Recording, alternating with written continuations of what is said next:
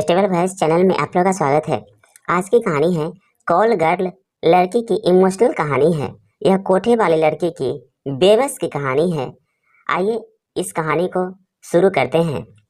पिताजी ने मेरी शादी जबरदस्ती एक कोठी वाली से करवा दिए, जबकि मैं हर वक्त ईश्वर की भक्ति में लीन रहने वालों में से था। मैंने सोच लिया था कि शादी के रात इस पापी औरत पर इतना जुल्म करूंगा कि वह भाग जाएगी। फिर जल्दी आ गई, मगर जैसे ही मैं कमरे के अंदर गया तो मेरी चीख ही निकल गई, क्योंकि मेरी नज़र उसकी। मेरा नाम विकास है। मेरी उम्र 28 साल है। मेरे घर में एक बहन, मैं, पिताजी और माँ रहती है। मेरे पिताजी एक स्कूल के मास्टर की नौकरी करते थे। पिताजी ने हम दोनों भाई बहन को पढ़ाया लिखाया और समाज में रहने के लायक बनाया। मेरी माँ एक अच्छी माँ साबित हुई थी। बचपन में माँ पिताजी का इतना खौफ था कि कभी किसी लड़की की तरफ आंख उठाकर भी नहीं देखा था। उल्टा सबसे तमीज़ से बात करने के साथ साथ हमेशा नज़रें झुकाकर बात करना सीखा था। एक दिन मैं स्कूल में गया तो वहाँ बहुत से लड़कियाँ थी। मुझे प्यास का एहसास हुआ तो मैं पानी पीने की नीयत से इलेक्ट्रिक कलर के पास चला गया। पानी पी रहा था कि बड़ी क्लास की 2-3 लड़कियां आई और मुझसे टक्कर हो गई और सारा पानी उनकी यूनिफॉर्म पर गिर गया। उनमें से एक लड़की ने आंखों देखा ना तू देखा और मेरे चेहरे पर थप्पड़ पर लगा दिया। मुझे बहुत गुस्सा आया। मैं सीधा एडमिन ऑफिस गया और उन लड़कियों को काफ़ी डांट पड़वाई। उनको डांट पड़ जाने के बाद मैं काफ़ी संतुष्ट था। घर आया तो आदत से मजबूर माँ को सारी कहानी बता दी, लेकिन हैरत के इम्तिहान ना रहे जब माँ मुझसे नाराज़ हो गई। मैंने जब माँ से पूछा कि वह मुझे नाराज़ क्यों है, मेरी तो कोई गलती भी नहीं थी, तब माँ ने मुझे समझाया कि माफ़ करना बदला लेने से ज़्यादा बेहतर है। उस दिन मुझे एहसास हुआ कि सच में बदला लेने से मैं बड़ा नहीं बनूंगा, बल्कि अगर माफ़ कर देता तो बड़ा बन पाता। 5 क्लास पढ़ने के बाद माँ ने सरकारी स्कूल में से हटाकर एक प्राइवेट स्कूल में डाल दिया, मगर वहाँ एक ऐसा हैरत एंगेज हिस्सा हुआ कि मेरी रूह काँप गई। इस स्कूलों में जहाँ लोग शिक्षा हासिल करते जाते ताकि पढ़ लिख कर कुछ बन सके, समाज में फाइल अंधकार से मुकाबला कर सके, वहाँ हर चीज़ आम थे। रिश्वत देकर बच्चों बच्चियाँ के हवस का निशाना बनाने तक सब कम था। मेरा तो पैसे जैसे भरोसा उठ गया था। मैंने माँ को घर आकर बताया तो माँ ने झट से उस स्कूल से मुझे हटा दिया और घर पर पढ़ाने लगी। 3 साल तक माँ ने मुझे घर पर ही पढ़ाया और साथ ही बड़ों का आदर करना और भरपूर संस्कार भी दिए। माँ के द्वारा पढ़ाया बात तो जैसे मैं पहले जैसा लड़का रहा ही नहीं था। अब तो गुस्सा जैसे ख़त्म हो गया। मैं सबको माफ़ कर दिया करता था। हालात के मुताबिक खुद को उन्हीं हालात में ढाल लेता था। माँ ने अगर मेरी अच्छी परवरिश में हिस्सा डाला था तो पिताजी ने थी मेरी काफ़ी मदद की थी। मुझे नरम दिल, शांत और कोमल इंसान बना दिया था। 3 साल माँ के पास पढ़ने हुए गुजरे तो फिर से स्कूल में दाखिला ले लिया। उसके बाद जब स्कूल छूटा और कॉलेज आया, बॉयज स्कूल में पढ़ने के बावजूद मुझ में ऐसी कोई गंदी आदत पैदा नहीं हुई थी जो गलत हो।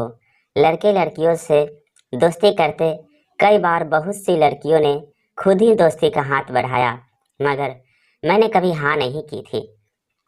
उल्टा हैरानी होती थी कि एक लड़की होकर कैसे अपनी इज्जत गैर मर्दों के सामने निछावर करने के लिए भी तैयार है, जबकि मैं एक मर्द होकर अपनी इज्जत को बचाने के लिए सोच सोच कर कदम रखता था।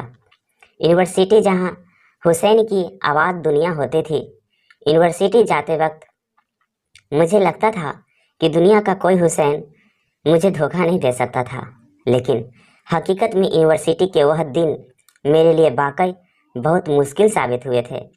एक दिन मैं अपनी क्लास में गया तो मेरे हेल्थ की कोई इम्तिहान आ रहे, वहाँ कोई मौजूद ही नहीं था।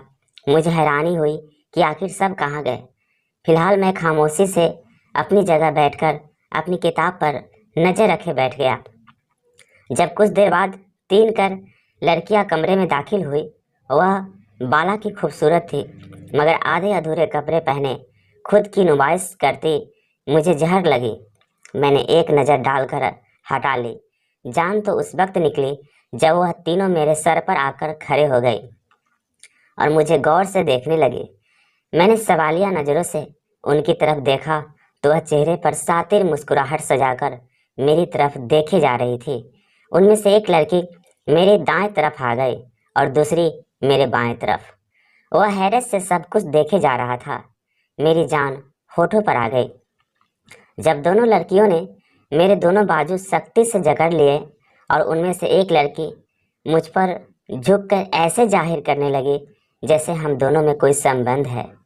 अभी कुछ देर ऐसे ही गुजरे थे कि एक लड़की ने झट से अपना फ़ोन निकालकर मेरी तस्वीर बनानी शुरू कर दी। मैं उन सब में बौखला कर रह गया कि एकदम दोनों लड़कियों ने मेरे हाथ पैर मेरे सामने खड़ी कर लड़की की कमर पर रख दी।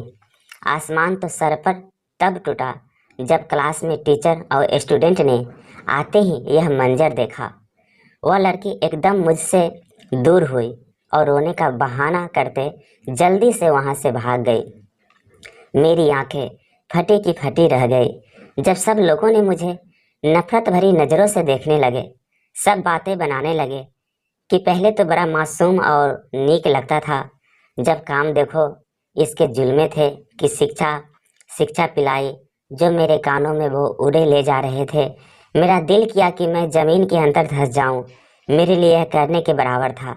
मैं बेकर होकर बेगुनाह होकर भी सबकी नफरत का निशाना बना। उस दिन एक बात समझ में आई कि आपका अंदर क्या है, लोगों को इस बात से कोई लेना देना नहीं। अब बाहर से कैसे हो, लोगों को इसमें मतलब है। टीचर बगैर हकीकत जान मुझे प्रिंसिपल के पास ले गए। उन्होंने ना सिर्फ मेरा भविष्य खराब किया और मुझे यूनिवर्सिटी से भी बाहर कर दिया। मैं बगैर कसूर के सजा भुगत रहा था। यूनिवर्सिटी छूटने के बाद मेरी तो ज़िंदगी ही बदल गई थी। हर तरफ जैसे सब रास्ते बंद हो गए थे। लोग अपनी बेटियों से मुझसे बचा कर रखते थे। उनको पता लग चुका था कि मेरे अंदर क्या हुआ है, मेरे साथ क्या हुआ है। मैं बहुत मायूस होने लगा था। फिर मेरे पिताजी और माँ मेरा साथ दिए, मुझे हौसला दिए, मुझे समझाया कि आजमाइश का वक्त है, टल जाएगा। वक्त गुजर गया और सब ठीक हो गया। 3 साल के बाद एक दिन मेरी हैरत की इम्तिहान आ रही जब मुझे यूनिवर्सिटी से कॉल आई और मुझे यूनिवर्सिटी बुलाया गया।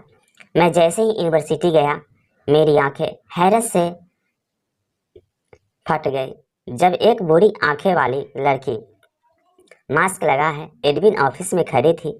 मैंने एडमिन से पूछा कि मुझे किस लिए बुलाया गया है, तो एडमिन की बात सुनकर मुझे गहरा झटका लगा जब एडमिन ने कहा, यह वही लड़की है जिसने तुम पर झूठा इल्ज़ाम लगाया था।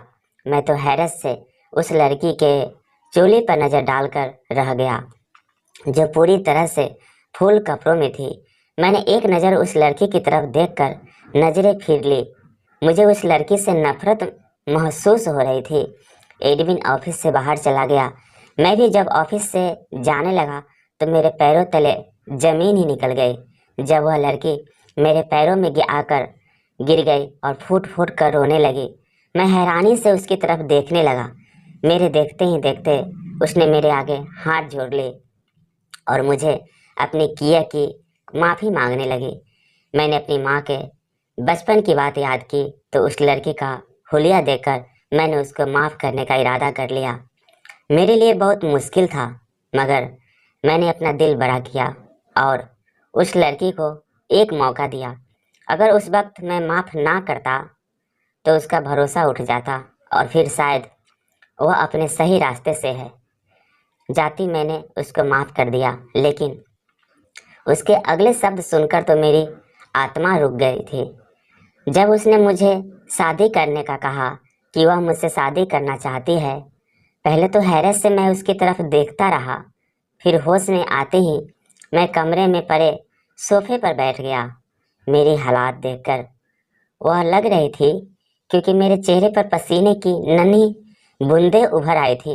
मेरा दिल हौले हौले काम कर रहा था। यह मेरे लिए बहुत मुश्किल फैसला था। मैं चिंतित होकर इधर उधर देखता रहा और फिर कुछ देर बाद उसको सोने का कहकर उससे इजाज़त ली और यूनिवर्सिटी की तरफ से निकल गया। मैं घर पहुंचा तो माँ पिताजी घर पर मौजूद नहीं थे। मैं थोड़ी देर आराम की नीयत से जैसे ही कमरे में गया, मैंने अभी आंखें बंद की थी कि मेरी आंखों के सामने फिर वही सब घूमने लगा। मैं पसीने में लथपथ हो गया। मैं जैसे ही उठा, मेरी सांस उखाड़ने लगी। अभी मैं कुछ सोचता, एकदम माँ की आवाज़ से मैं चौंक गया और जल्दी से उठकर नीचे माँ के पास आ गया। माँ को सारा किस्सा बताया और खामोशी से उनकी बातें सुनने लगा। माँ अभी कुछ कहती कि पिताजी परेशानी के हालत में घर आए। माँ और मैं पिताजी के हालात देखकर परेशान हो गए। मैंने जल्दी से पिताजी को बताया, उनको पानी दिया, लेकिन पिताजी की नज़रें दरवाजे पर टिकी हुई थी।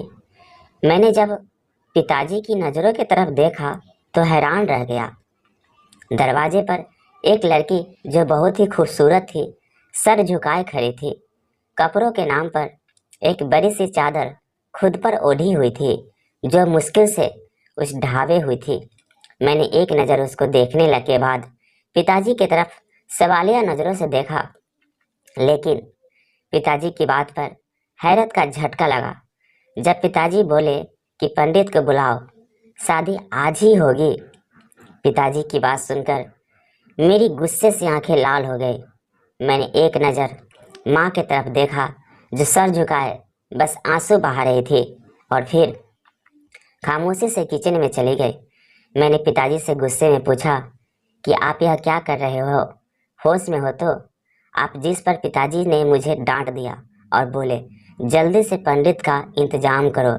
कितनी पत्नी से था कि वह आप अपनी औलाद को अपनी दूसरी शादी के लिए पंडित को बुलाने का कह रहा था। मैं अपनी माँ के साथ ऐसा जुल्म होने नहीं दे सकता था। इससे पहले कुछ बोलना, माँ ने मुझे खामोश रहने का कहा और पंडित जी को बुलाने को कहा। मेरी आंखें खुली की खुली रह गई। जब माँ का सब्र देखा, मैंने एक बात कही कि वो ईश्वर सब ठीक देख रहा है, इसका हिसाब वो खुद करेगा। मैंने सर झुकाकर पास में मौजूद पंडित जी को घर बुला लिया और साथ में कुछ मोहल्ले वालों को भी। घर आते ही मेरे सर पर आसमान टूट पड़ा जब पिताजी ने दूल्हे की जगह मुझे बैठने को कहा और दुल्हन की जगह घर में खड़ी उस लड़की को, जिसको मैं जानता तक नहीं था, यहाँ तक कि उसको पहले दफ़ा देखा था। मेरी माँ तो हैरानी से पिताजी को देखने लगी, जिन्होंने इशारे से माँ को उस लड़की को तैयार करने को बोला। मैं सर झुकाते जल्दी से उस लड़की को तैयार कर लाई। मैंने पिताजी को इनकार करना चाहा, मगर पिताजी ने मेरी एक ना सुनी। मैं गुस्से में माँ का इंतज़ार करने लगा, जो उस लड़की को लिए कब से कमरे में बंद थी। मैं गुस्से से बेकाबू होता जा रहा था जब एकदम माँ उस लड़की के साथ नीचे आई, लेकिन अब की बार उस लड़की के चेहरे पर बड़ा सा घूंघट था।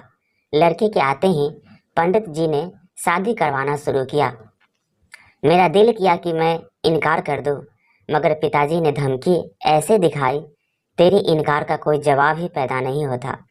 शादी हो चुकी थी। पिताजी ने मेरी सुनी बगैर मेरी शादी कर दी थी। लड़की को कमरे में पहुंचाया गया तो मैं गुस्से से घर से बाहर चला गया। रात भर गुजरने के बाद जब सुबह मैं घर लौटा तो मेरे पैरों तले जमीन निकल गई थी। जब पिताजी गुस्से से इधर उधर चक्कर लगाते, शायद मेरा ही इंतजार कर रहे थे। मैं खामोशी से घर के अंदर दाखिल हुआ और सबको ऊंची आवाज़ में प्रणाम किया। नज़रों ने तलाश करना चाहा तो वह किचन में थी, लेकिन किचन में आज उनके साथ एक और चेहरा था जो हल्के से मेकअप में कोई लग रही थी। मैं इस कदर अपनी पत्नी को देखने में मगन था कि पिताजी की आवाज़ सुनाई ही ना दी हो। तब आया जब पिताजी ने जूता मेरे ऊपर दे मारा। मैं एकदम से चौंक गया और हैरत से पिताजी को देखने लगा। पिताजी ने गुस्से से मुझे घर से निकल जाने को कहा, लेकिन अब तो मुझे भी गुस्सा आने लगा था। तभी जिंदगी में पहले बार पिता जी से ऊंची आवाज़ में बात की और उनको याद करवाया कि उन्होंने ज़बरदस्ती मेरा रिश्ता ना जाने किस लड़की से कर दिया है। लेकिन पिताजी ने जो बताया, मेरे सर पर आसमान टूट पड़ा। जब पिताजी ने कहा कि यह मेरे डिग्री दोस्त की बेटी है और यह अपनी जान रेड लाइट एरिया से बचाकर निकली है, मेरी तो आंखें हैरत से फट गई कि पिताजी ने मेरी शादी एक कॉल गर्ल लड़की से कर दी है। पिताजी ने मेरी शादी ज़बरदस्ती एक कॉल गर्ल से कराई है, जबकि मैं तो कभी गंदी गलियों से गुजरा भी नहीं था। अब तो मैंने सोच लिया था, शादी के बाद इस पापी और नीच औरत पर खूब जुल्म करूँगा। मेरा सारा दिन दिमाग काम करना छोड़ दिया। थकान चाय करने लगे थे। रात हुई तो कमरे में गया, लेकिन वहाँ उस लड़की को देखकर मेरे माथे पर बाल पड़ने लगे। तभी शादी की दूसरी रात मैंने उसका चेहरा तक ना देखा और कमरे से बाहर निकल गया और खुद बेड पर लेट गया। 2 रातों से ज़्यादा हुआ तो पता ही नहीं चला कि मैं कब सो गया। सुबह उठा तो मैं हैरत की इम्तिहान आ रहे। जब ज़मीन पर नज़र पड़ी, वह लड़की ज़मीन पर सोई हुई थी।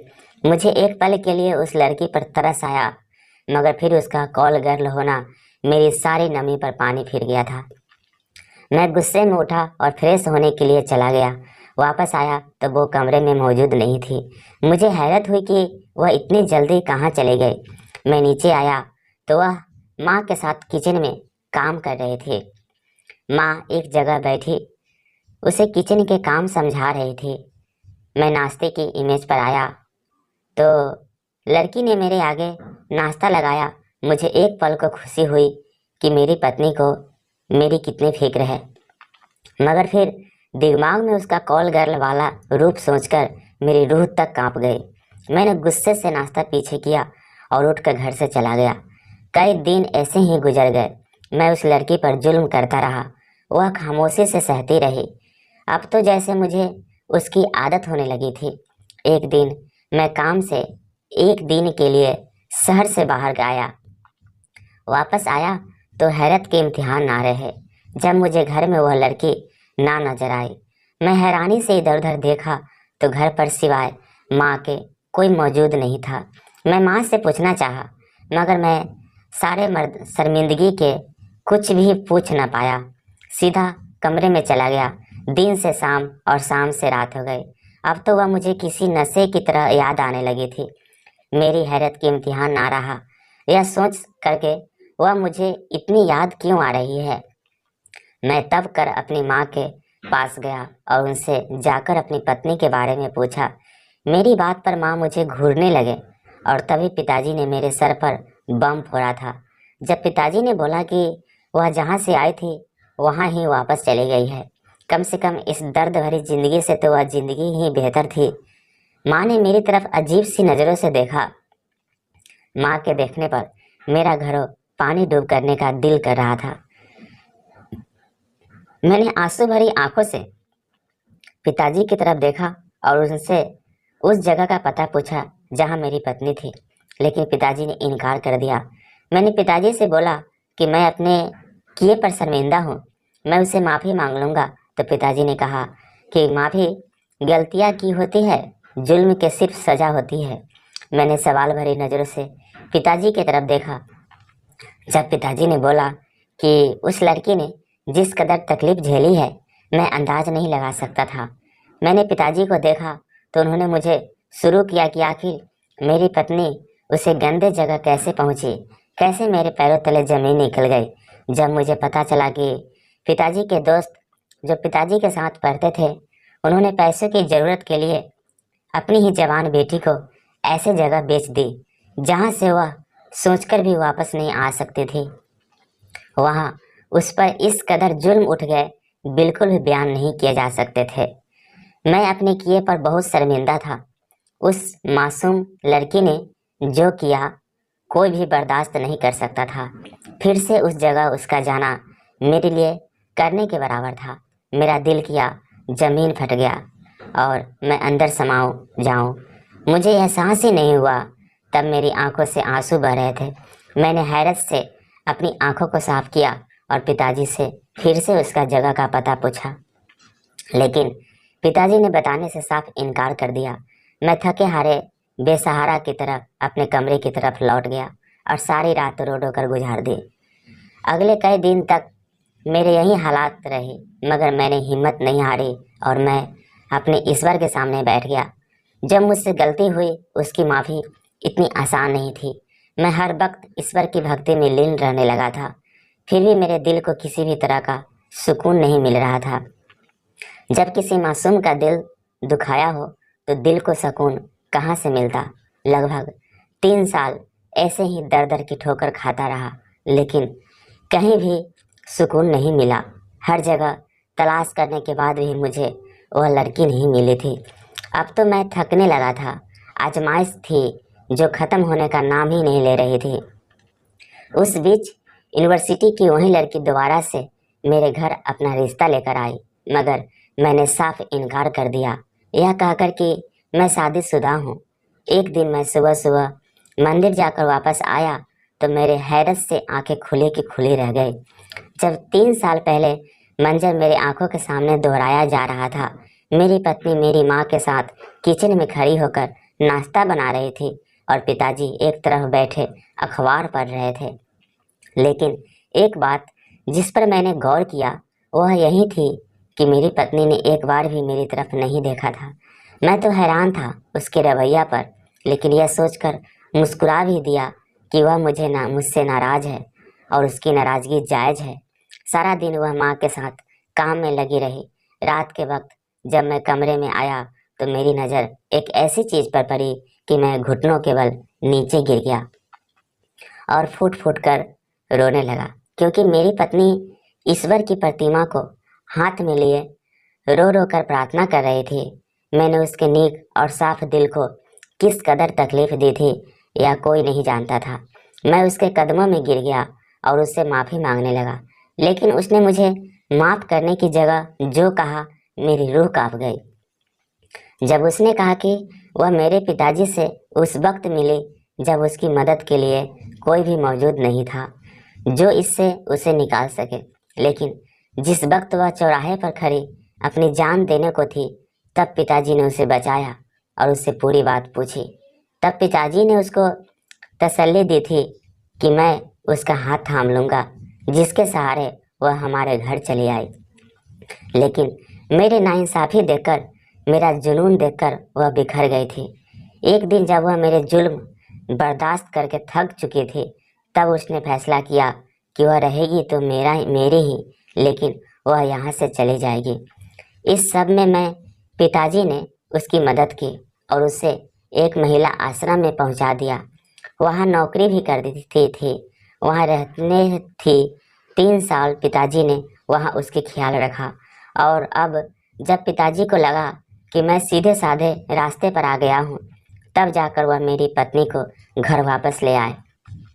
मैं यह सब सुनकर एक बार फिर घुटनों के बल नीचे गिर गया और उसे ईश्वर को लाखों बार धन्यवाद किया, जिसने मुझे सही रास्ते पर चलाया और जो गलती मुझे उसे सुधारने का मौका दिया। यह बात तो हकीकत है कि ईश्वर उसे ही आजमाता है जिसको अपनी दी हुई आजमाइश के काबिल समझता है।